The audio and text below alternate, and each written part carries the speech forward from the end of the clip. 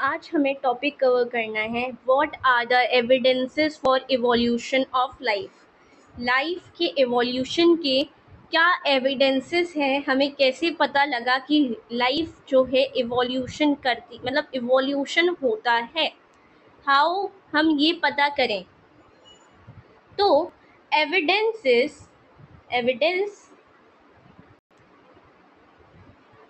Evidence that evolution of life forms has indeed taken place on Earth has come from many quarters. काफ़ी सारे हम examples देखेंगे जिससे हम इवोल्यूशन का पता लगाया गया है। हम इवोल्यूशन का पता लगा सकते हैं, जैसे फॉसिलाइजेशन मतलब वही पैलियोंटोलॉजी वाली चीज़ हम देखेंगे, natural selection, artificial selection and many more things हम उसमें देखने वाले हैं कि जैसे कि एनाटॉमी और मॉर्फोलॉजी को कंपेयर करने के बाद होमोलोगस ऑर्गन्स, एनालॉगस ऑर्गन्स, ये सारी चीज़ें हमें उसमें देखनी है। Fossils are remains of hard parts of life forms found in rocks. Rocks sedimentary layers के अंदर काफ़ी सारे fossils पाए जाते हैं। इन fossils की स्टडी करके हम पता लगा सकते हैं कि ये किस टाइम पर और कब एग्जिस्ट हुआ होगा और एग्जिस्ट करता होगा और एक्सटिंक्ट कब हुआ होगा। ये दो चीज़ों का हम पता लगा सकते हैं फॉसिल्स की स्टडी करके। फॉसिल्स होते क्या हैं? आर हार्ड रिमेन्स और hard parts of life forms found in rocks. Rocks form करते हैं sediments and a cross section of earth crust indicates the arrangement of sediments one over the other. जैसे ये अर्थ है, अर्थ का जब हम क्रॉस सेक्शन लेंगे उसमें सेडिमेंट्री लेयर्स हमें देखने को मिलती हैं। इन सेडिमेंट्री लेयर्स के अंदर कुछ कभी कभी हमें फॉसिल्स मिल जाते हैं। अगर ये इस सेडिमेंट्री लेयर में मिला है तो ये इस टाइम पे ये एक्सटिंक्ट कर गया होगा और इधर इधर ये एग्जिस्ट करता होगा। ठीक है। Different aged rock sediments contain fossils of different life forms.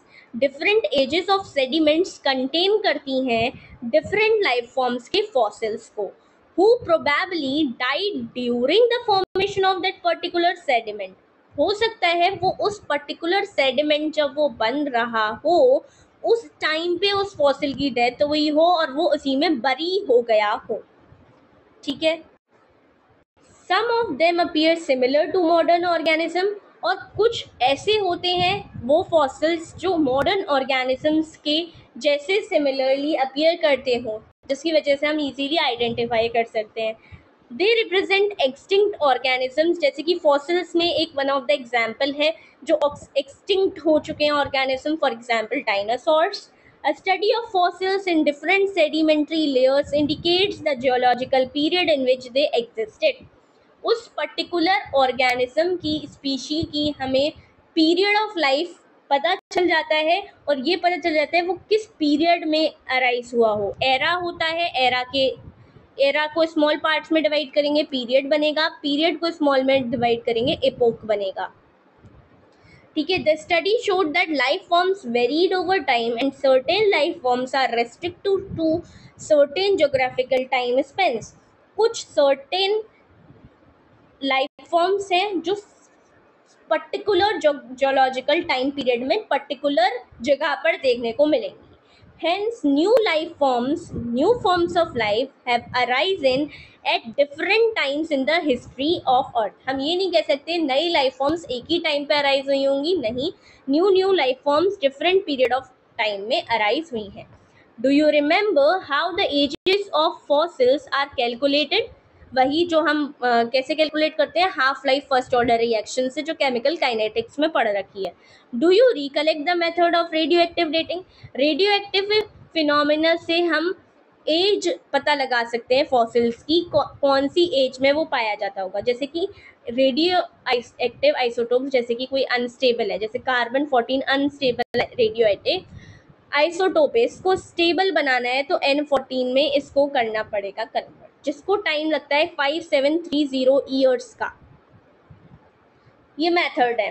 Embryological support for evolution. अब दूसरा एग्जाम्पल हम यहाँ पे पढ़ने वाले हैं। पहला हमने पढ़ा पैलियोंटोलॉजी, जिसको हमने कहा फॉसिलाइजेशन, मतलब फॉसिल्स की स्टडी करके हम इवोल्यूशन का पता लगाएंगे। दूसरा मेथड है एम्ब्रियोलॉजिकल सपोर्ट फॉर इवोल्यूशन।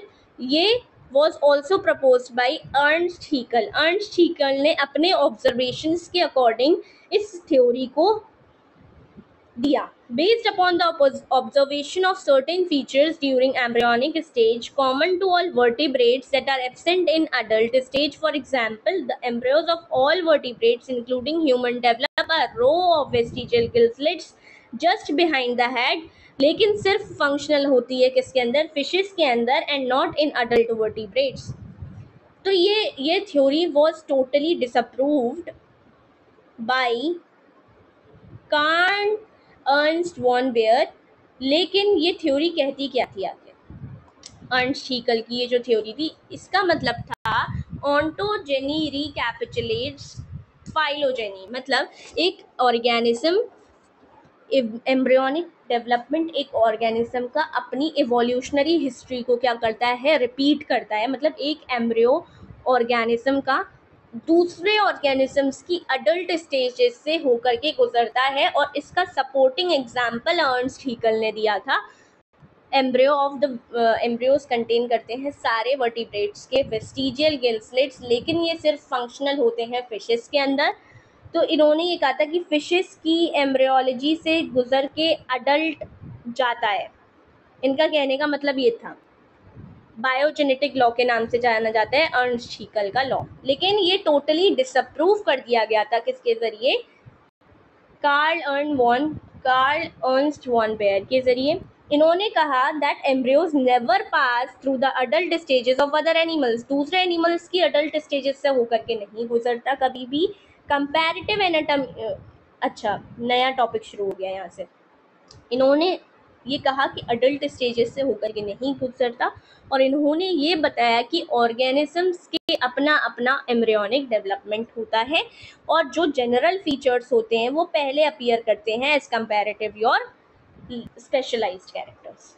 फिर नेक्स्ट आता है कंपैरेटिव एनाटॉमी। तीसरा example, comparative anatomy and morphology से हम इवोल्यूशन का पता लगा सकते हैं। सिमिलैरिटीज, जो differences among organisms of today और जो उस टाइम पे एग्जिस्ट करते थे, इन कंपैरेटिव स्टडी से हम पता लगा सकते हैं।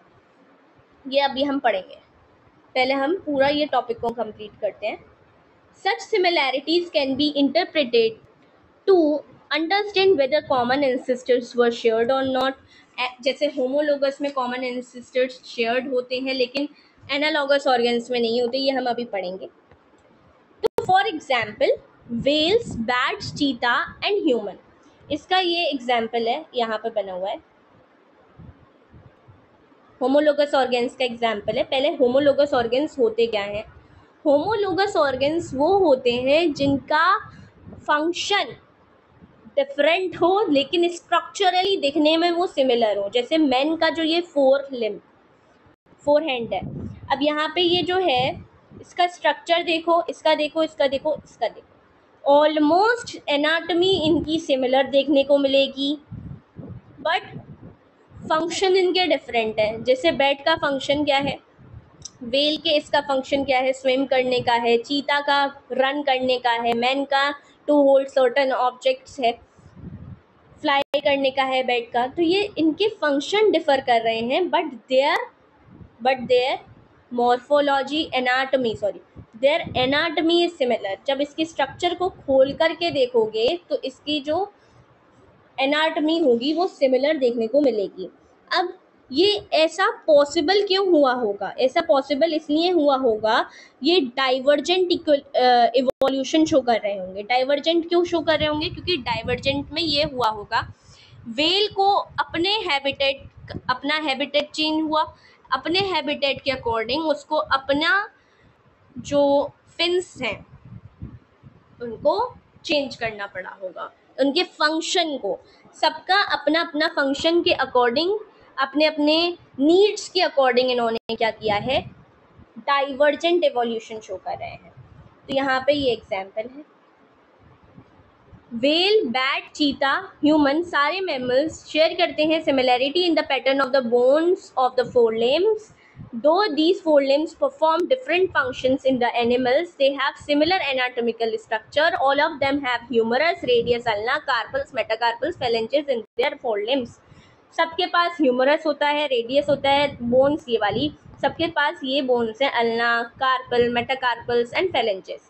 किसी के पास डिफरेंट एनाटॉमी वाला नहीं है इन चार में, ठीक है. Hence in these animals the same structure developed around different directions due to the adaptations. उनको अडेप्टेशंस डिफरेंट नीड्स के अकॉर्डिंग उनको अपने आप को अडेप्ट करना पड़ा, इसी वजह से इसको डाइवर्जेंट इवोल्यूशन कहते हैं. And these are homologous. Homology indicates common ancestry. कौन कॉमन एंसेस्ट्री शो करता है? जो होमोलॉजी शो करते हैं, मतलब एनाटमी सेम शेयर करते हैं, मतलब homologous organs are an example of common ancestry.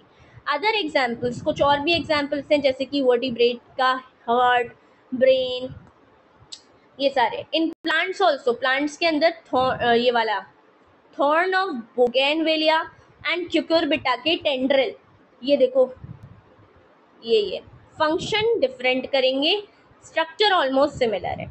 तो the thorn and the tendrils of the bougainvillea and cucurbita represent homology. Homology is based on the divergent evolution, where is analogy, analogous जो organs होते हैं, refers to a situation exactly opposite, इसके बिल्कुल different, जो कि मतलब हो गया कि फंक्शन इनका सिमिलर हो बट डिफरेंट स्ट्रक्चर हो, एनालॉगस हो गए. जैसे कि विंग्स का बटरफ्लाई के अंदर और बर्ड्स की wings,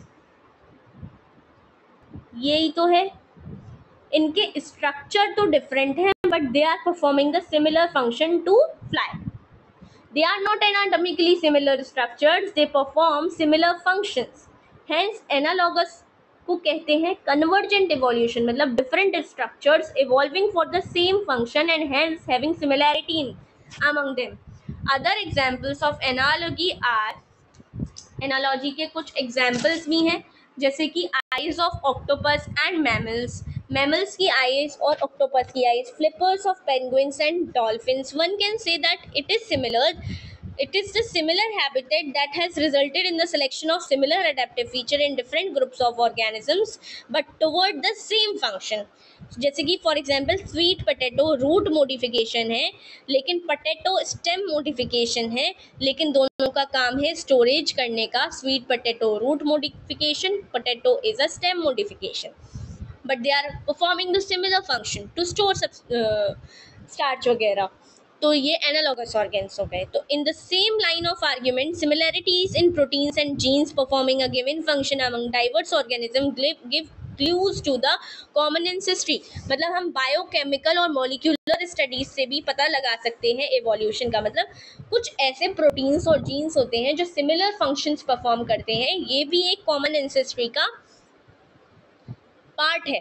These biochemical similarities point to the same shared ancestry as structural similarities among diverse organisms. Man has bred selected plants and animals for agriculture, horticulture. ये अगेन नया टॉपिक, फोर्थ एग्जाम्पल स्टार्ट हो गया. जैसे कि हम artificial selection करके भी क्या कर सकते हैं, इवोल्यूशन ला सकते हैं. जैसे कि डोमेस्टिकेट कर सकते हैं अपने कमर्शियल यूज़ के लिए एनिमल्स को, क्रॉप्स को, क्या करने के लिए, agriculture produce, horticulture, sport, security, इन सारी चीज़ों में हम अपने अकॉर्डिंग सिलेक्टेड ब्रीडिंग करा सकते हैं. This intensive breeding program has created breeds that differ from other breeds, for example dogs, but still are of the same group. It is argued that if within 100 of years men could create new breeds, could not nature have done the same over million years ago? Another interesting observation ये है कि supporting the evolution by natural selection. Natural selection में जैसे कि आएगा industrial melanism, antibiotics, herbicide, pesticide, ये 3-4 examples आएंगे, जिसमें सबसे from England. In a collection of moth, हम ये टॉपिक यहाँ समझते हैं. इंडस्ट्रियल मैलानिज्म. इंडस्ट्रियल मैलानिज्म को हम 2 पार्ट्स में डिवाइड करते हैं, प्री में और पोस्ट में. प्री इंडस्ट्रियलाइजेशन, जब इंडस्ट्रियलाइजेशन नहीं आया था उस टाइम पे मौत की यहाँ पर बात की जा रही है। दो तरह की मौत पाई जाती हैं, वाइट एंड डार्क कलर्ड, जिसको ब्लैक कलर्ड भी बोल सकते हैं। तो प्री इंडस्ट्रियलाइजेशन के टाइम पे स्मोक, पॉल्यूशन, ये सारी चीज़ें नहीं थी। इसका मतलब वाइट वाली बहुत ज़्यादा पाई जाती होंगी। क्यों वाइट वाली ज़्यादा पाई जाती होंगी? क्योंकि ट्री ट्रंक्स पे उस टाइम पे लाइकेंस रहते थे, और लाइकेंस गुड पॉल्यूशन इंडिकेटर्स होते हैं, मतलब ये पॉल्यूशन में नहीं पाए जाते पॉल्यूशन में। तो लाइकेंस ट्री ट्रंक्स में अपना रहना करते थे। तो वाइट मौत इस लाइकेन की वजह से क्या रह जाती थी, दिखती नहीं थी, क्योंकि लाइकेंस भी वाइट कलर्ड होते थे। तो इस वजह से ये अपने आप को कैमोफ्लेज कर जाती थी, बर्ड्स से बच जाती थी, खा नहीं पाती थी बर्ड्स इनको, जिसकी वजह से वाइट वाली बच गई। वाइट वाली को बिस्टिन बिटलेरिया भी बोलते हैं, पैपर्ड मॉथ्स होते हैं ये। फिर पोस्ट इंडस्ट्रियलाइजेशन आया, ये तो 1850s में आया था, ये 1920 के अराउंड। इसमें क्या हुआ, वाइट वाली तो कम बची रह गई, क्योंकि डार्क वाली ज़्यादा रह गई, क्योंकि पॉल्यूशन होने लगा। और पॉल्यूशन होगा अगर, तो लाइकेंस तो नहीं ग्रो होंगे, लाइकेंस नहीं ग्रो होंगे तो डार्क वाली अपने आप को केमोफ्लेज कर जाएगी। तो इससे ये पता लगता है इंडस्ट्रियल मेलेनिज्म एक डायरेक्शनल प्रोसेस है। Another interesting observation यहाँ हमें पढ़ा है, in a collection of moths made in 1850s, that is before industrialization set in, it was observed that there were more white-winged moths on trees than dark-winged moths, या फिर melanized moths इनको बोलते हैं, dark-winged वालों को। However, in the collection carried out from the same area, but after industrialization, that is in 1920, there were more dark-winged moths in the same area, that is the proportion was reverse, proportion reverse हो गया pre और post में। जैसे कि ये यहाँ पर जो थे लाइकेंस पहले वाले में मेलेनाइज्ड वाले दिखाए इन अनपॉल्यूटेड एरिया, जब पॉल्यूटेड एरिया था उस केस में वाइट वाली रह गई, और इस केस में पॉल्यूटेड एरिया में होने की वजह से ये जो डार्क कलर थे, मतलब ब्राउन वाले, डार्क कलर, इनको ब्राउन या फिर ब्लैक कह सकते हैं, तो पॉल्यूटेड एरिया में देखने को मिले। The explanation put forth for this observation was that predators will spot a moth against a contrasting background. जो उसका contrasting background, अगर background white है तो कौन प्रेडेटर्स किसको पकड़ेगा, डार्क वाले को पकड़ेगा। मतलब कॉन्ट्रास्टिंग बैकग्राउंड के अकॉर्डिंग प्रेडेटर्स पकड़ लेंगे। प्रेडेटर्स किसको पकड़ेंगे, अगर पीछे का बैकग्राउंड वाइट है तो डार्क वाले फंसेंगे, और अगर पीछे का डार्क है तो वाइट वाले फंसेंगे। तो during post industrialization period tree trunks became dark due to industrial smoke वगैरह की वजह से। अंडर दिस कंडीशन वाइट वाले पकड़े गए, सरवाइव नहीं कर पाए ज़्यादा।